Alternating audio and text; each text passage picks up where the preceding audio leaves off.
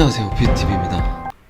제가 블록체인에 관심이 굉장히 많았어요. 한 4년 전인가 5년 전인가 그때 처음으로 읽은 책이 이 책입니다. 비즈니스 블록체인이란 책이에요. 근데 이 책 내용 중에 이런 말이 있습니다. 사람들이 왜 새로운 생각을 두려워하는지 이해할 수 없다. 나는 오래된 생각이 두렵다. 존 케이지의 말입니다. 너무나 이 블록체인이라는 게, 비트코인이라는 게 생소한 게 와서 굉장히 두려우실 거예요. 내가 정상적인 코인 투자를 하고 있나? 이게 맞는 건가? 근데 제가 자신 있게 말씀드리지만 가까운 미래에 내가 그때 이 생각을 하지 않았다면, 내가 계속 오래된 생각에 집착하고 세상을 살았다면 지금 얼마나 두려울까? 이런 생각들을 하실 겁니다. 현타는, 내가 한 거에 대한 현타는 별로 오지 않아요. 그런데 내가 할 수 있는데 하지 못함에 대한 현타는 어마어마한 현타가 몰려옵니다. 그리고 제 블록체인을 눈을 뜨게 해주신 고려대학교 교수님이시죠, 김영중 교수님. 요번 강의를 제가 쫓아다니면서 들었던 기억이 새록새록합니다. 암호화폐가 없는 블록체인은 무용지물이다. 그리고 제4차 산업혁명일의 시작일은 2009년 1월 3일 비트코인 제네시스 블록, 창세기 블록이 생성이 된 날이다 라고 이야기를 너무나 시원하게 해주시더라고요. 제가 그날 이분 강의를 듣고 도끼로 머리를 찍히는 그런 기분이었습니다. 세상을 바꾸는 건 블록체인이 아니다. 세상을 바꾸는 건 암호화폐가 세상을 바꾼다. 구글 선정 최고의 미래 경제학자 토마스 프레이가 이런 말을 했습니다. 조만장자의 탄생은 암호화폐에서 출현할 것이다. 아무래도 일국의 법무부 장관이나 유시민이나 아니면 또 금융위원장보다는 많이 아시는 분이겠죠. 저는 그렇게 믿고 싶습니다. 백만장자의 출현은 담배업자였다고 합니다. 그리고 억만장자의 출현은 다들 아시는 록펠러, 석유왕 록펠러. 자, 그렇다면 조만장자는 억만장자보다 1000배 많은 자산을 갖고 있는 사람입니다. 그러니까 조만장자의 탄생은 그 이익 창출의 근원 자체가, 그리고 그 근본적인 방식 자체가 바뀌어야 가능한 숫자라는 거죠. 담배란 게 인류에 출현을 해서 백만장자가 나왔고, 또 석유가 인류에 보급이 되면서 억만장자가 나왔습니다. 자, 그러면 조만장자는 토마스 프레이 다빈치 연구소 소장의 말대로 암호화폐에서 출현을 할 수 있을까요? 백만장자, 억만장자, 조만장자, 이 무지막지한 돈을 가질 수 있는 어떤 그런 조건들은 세 가지 정도가 있다고 합니다. 세계성, 그리고 두 번째는 급속한 확장성, 그리고 세 번째는 대중적 수요라고 말을 합니다. 세계성, 담배하고 석유하고 생각을 한번 해보세요. 세계성, 급속한 확장성, 석유 어마어마하게 쓰였죠. 담배 아직도 제가 핍니다. 그리고 대중적 수요, 어마어마한 사람들이 사용을 하고, 자, 이쯤 되면 제가 또 무슨 얘기 하려는지 아시겠죠? 리플 이야기를 조만장자의 탄생은 리플에서 나오지 않을까, 저는 그렇게 생각을 합니다. 세계성, 급속한 확장성, 어마어마한 확장이죠. 그리고 대중적 수요, 딱이네. 딱 리플이네요, 제 보기에는. 세계 준비 통화가 된다면 전 세계 사람들이 쓸 거고, 미 연준에서 발표를 한다면 엄청난 확장성을 가지고 엄청난 수요를 하게 될 겁니다. XRP 리플은 $10,000로 디자인되었다. 마지막 편입니다. 지금부터 시작 한번 해보도록 하겠습니다. 그리고 먼저 말씀을 드리겠는데, 미 증권거래소와 리플의 싸움은 비단 리플의 싸움이 아닙니다. 암호화폐 전체 시장과의 싸움이지, 만약에 리플이 패소를 하게 되면 미 증권거래소에 불려갈 코인들이 어마무지합니다. 뭔가 리플을 욕하고 리플을 하대하는 그런 분들 계시던데, 그거는 본인들 갖고 있는 코인들을 하대하는 것과 똑같은 이치입니다. 리플은 지금 암호화폐 전체 시장의 표준을 만들고 있어요. 그러니까 너무 리플을 까지는 마세요. 본인들 거 까고 있는 거가 똑같아요. 잔소리가 좀 많았는데 죄송합니다. 이제 진짜 시작해보도록 하겠습니다. 결국 이 데이터 하나가 참 많은 생각들을 하게 하네요. 2019년도에 작성을 했던 이 논문 하나가 저뿐만 아니라 많은 분들이 지금 미국에서도 이 논문 때문에 말들이 많은 것 같아요. 너무 이 사람이 이야기한 대로 돼버리니까 미국의 상황 자체가 이 사람이 말한 대로 돼버리기 때문에 XRP는 75억 명을 수용할 수 있도록 확장 가능해야 합니다. 그리고 XRP는 지구상 모든 인간이 사용하고 세계 기축통화로 사용하도록 설계되었음을 의미한다는 이 멘트. 그리고 이제 정치인과 비정부 기구, 주요 금융기관들이 우리에게 숨기고 있었던 비밀은 무엇일까? OTC 요율로 장외 거래를 해서 정치인, 그리고 비정부 기구, 그리고 주요 금융기관들이 XRP를 매수를 한다. 그리고 이들이 어느 정도 양의 본인들이 생각한 만큼의 XRP가 보유가 된다면 이거를 이제 준비통화로 사용하게 될 거라고 발표만 하기만 하면 된다. 시나리오는 정말 드라마틱합니다. 제가 코인판에 한 4, 5년 있으면서 이렇게 리플 이체가 많았던 적을 본 적이 없어요. 리플 에스크로 월렛에서 계속 익명의 주소로 이체가 되고 있습니다. 제가 이런 거를 본 적이 없어요. 이게 거래소를 통해서 뭐 이것도 거래니까 누군가는 거래소를 통하지 않은 거래를 계속 하고 있다는 거예요. 만약에 이 거래 자체가 거래소에서 거래가 됐다면 리플 가격은 굉장히 많은 상승을 했겠죠. 뭐 그렇다고 해서 굉장히 뭐 어마어마하게 상승은 아니지만 적어도 티가 났을 거란 말입니다. XRP 리플은 냉정하게 말씀을 드리면 리플이 거래의 목적, 거래의 수단으로 활용이 되지 않으면 리플의 값어치는 그렇게 많은 상승은 없을 겁니다.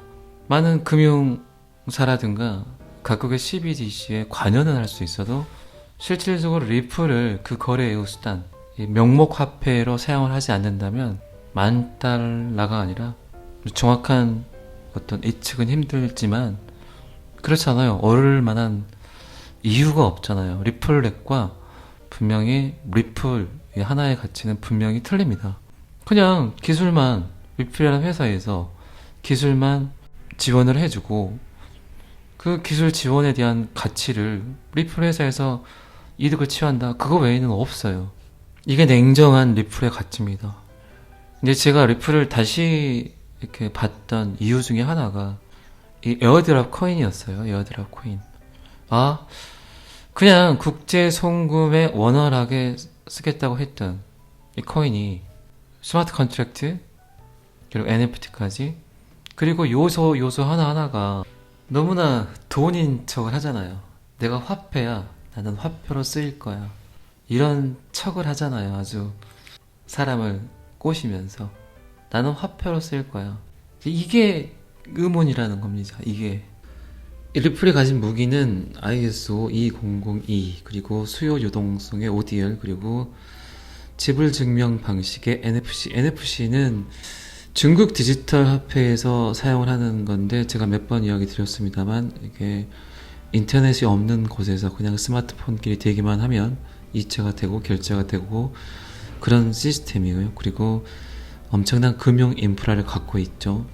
전 세계 300여 개 이상의 메이저급 은행 이런 회사들의 어떤 협력 관계 그리고 디지털 결제를 하는 어떤 온라인 결제를 하는 그런 회사들과의 협력 관계. 그러면 어쨌든 미 연준은 통화 정책을 해야 되고 펼쳐야 되고 또 CBDC 발행도 눈앞에 있고. 근데 CBDC 이야기 들어본 적 있으세요? 12월까지 뭔가 답변을 하겠다고 했는데 그냥 넉넉고 있는 것 같아요. 리플을 계속 보고 있는 것 같습니다. 제 생각에는. 그리고 미 재무부 장관은 똥줄이 탔죠. 부채 해결 때문에. 부채 해결을 하지 않으면 디폴트, 채무 불이행에 따르는 이제 국가 부도까지. 국가 부도가 나겠어요, 미국이? 어쨌든 마지막으로 신청을 했죠. 채무 한도를 높여달라. 돌려받기 힘드니까 이제 현금 서비스를 좀 상향 조정해주라. 이 말입니다.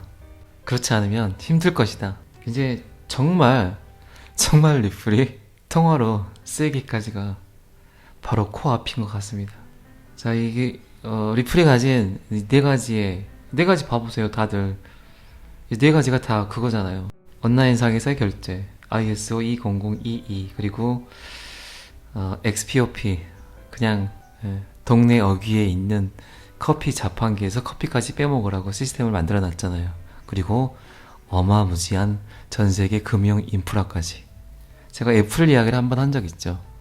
이 애플이 스마트폰을 만들어서 지금 전 세계가 쓰고 있어요. 리플이 너무나 빠르고 너무나 신속한 이 온라인 결제 시스템을 만들어서 이제 이게 근데 뭐 금융 쪽에서만 쓰겠어요? 지금 금융 생태계에서만 암호화폐 생태계에서도 진짜 필요한 게 리플입니다. 리플. 수많은 스마트 컨트랙트 기능을 하는 그런 코인들도 결국 결제가 문제예요. 결제가 어떻게 현금화를 하냐가 가장 큰 관건이에요. 세상은. 근데 뭐 스마트 컨트랙트 기능 갖고 있으면 뭐예요? 결제가 복잡한데. 하나의 블록을 만들었는데 비트체인의 예를 들어볼까요? 비트체인 같은 경우는 루이비통 차이나 대표가 만들었어요. 왜 만들었을까요? 루이비통이 짝퉁이 나오는 게 싫은 거였어요. 그러니까 이 제작 과정에서부터 판매 과정까지를 전부 다 블록 안에 담아버리겠다. 그 데이터를. 그래서 나온 게 비트체인입니다. 그러면 이 비트체인은 블록을 형성을 해서 채굴자들이 그 블록에 대한 보상으로 비트체인을 받아요. 그럼 어떻게 해야 돼요? 어차피 거래소에서 팔아야 돼요. 현금화를 하려면. 아니면 자기가 뭐 보유를 한다든가. 그 외에는 없어요. 어차피 현금이란 거예요. 현금. 그런데 그 에스크로 안에서 XRP가 살짝 들어가서 그 일을 즉각 바로 해준다면, 그리고 그 자체가 바로 현금이라면, 그냥 그거 가지고 와서 어디든지 쓸 수 있다면 비트체인만의 문제가 아니에요. 이거는 전체 암호화폐 생태계를 먹을 수 있어요. 리플은 그 결제 에스크로 하나로. 어쨌든 이 네 가지 장점, 네 가지 무기 중에 가장 중요한 게 ISO 2002입니다. 요거를 제가 이제 좀 데이터를 많이 봐봤는데 코로나 때문에 온라인 결제가 어마무지 한답니다. 지금.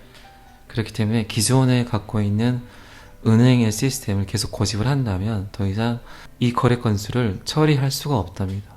그래서 새로운 기준을 만든 거예요. ISO 20022를. 그러면 이 ISO 22가 어떤 건가 살짝 한번 봐보도록 하겠습니다. 이 자료가 이제 올해 2월 3일날 나온 자료입니다. 이게 미연준 지불 지표 리플 파트너 보란테 테크놀로지와 통합됐다. 이 파일럿에는 서비스의 개발 테스트 및 채택을 지원하기 위해 연방준비제도 이사회의 커뮤니티 110개 이상의 조직이 포함된다. 그리고 이제 볼란테란 회사는 2015년 리플과 제휴하여 고객에게 XRP 결제를 제공했다. 그래서 이제 제가 볼란테란 회사를 한번 들어가 봤어요. 이게 이제 이 회사가 뱅크 A에서 뱅크 B로 보내는 어떤 송금에 대한 에스크로를 리플을 끼워서 이렇게 설명을 해 놓은 자료입니다. 리플이 미국의 CBDC가 될 것 같아요. 제가 세부적인 설명을 안 하는 이유가 이 설명을 해버리면 거의 2시간이 걸립니다. 근데 너무나 깔끔하게 이렇게 자료를 설명을 해놨고, 그리고 이제 최근에 페드 리저브는 리플이 준수하는 지불에 대해 ISO 2002 형식을 채택합니다라고 발표를 했죠. 미국 전역에 있는 모든 은행들이 빨리 이 ISO 2002를 채택해서 사용을 해라 라고 이야기를 했습니다. 그리고 이제 이게 어제 뉴스인데 리플 업계 기업들 디지털 파운드 재단, 금융의 시작은 항상 영국이었습니다. 그래서 영국이 굉장히 중요해요. 영국 CBDC 도입을 추진하는데 리플이 참여를 했다. 그리고 이제 부탄 CBDC, 그리고 오일머니죠. 이집트, 중동의 CBDC까지. 힌트는 너무나 많이 깔려 있습니다. 그런데 리플의 가격은 오르지 않아요. 호재로만 치면 리플 지금 한 5,000원은 가야 되지 않을까요? 리플의 ISO 20022를 빨리 채택을 해라 라고 이제 이야기를 했고, 아마도 리플의 물량 확보를 다 끝냈을까요? 빨리 발표를 해야 되니까 빨리 적용을 해라. 그래야만 우리가 발표할 수 있는 타당성이 생기지 않겠냐. SEC에서 암호화폐가 아니라고 하지 않았냐. 리플은 돈이다, 돈. 자, 그러면 이제 우리가 어쨌든 리플 홀더 입장에서 봤을 때 어떻게 우리가 이게 뭐 중요합니까? 아무것도 중요하지 않아요, 우리한테는. 뭐 미연준이 리플을 기축 통화로 쓰던 어떻게 활용을 하든 우리에겐 중요하지 않아요. 우리에게 중요한 건 어떻게 돈이 될 수 있을까가 중요한 거죠. 뭐 제 말이 맞다고 동의하시죠? 뭐 사촌이 땅 사면 뭐합니까? 내 땅이 없는데 똑같죠.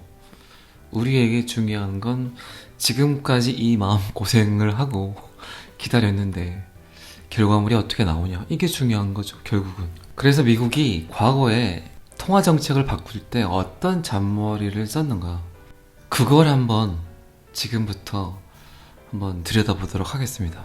기축 통화는 국제거래에 통용되는 결제 수단입니다. 달러는 지금까지 그 역할을 해왔었죠. 자, 그럼 달러는 어떻게 세계 기축 통화가 됐을까요? 여기서 이제 미국의 악랄함이 나옵니다. 1944년도에 전 세계 44개국의 대표들이 참가를 해서 이 브레튼 우즈 협정을 맺습니다. 근데 여기서 이제 그들이 외환 시장을 좀 안정시키고 무역을 활성화시키기 위해서 브레튼 우즈 협정을 맺습니다.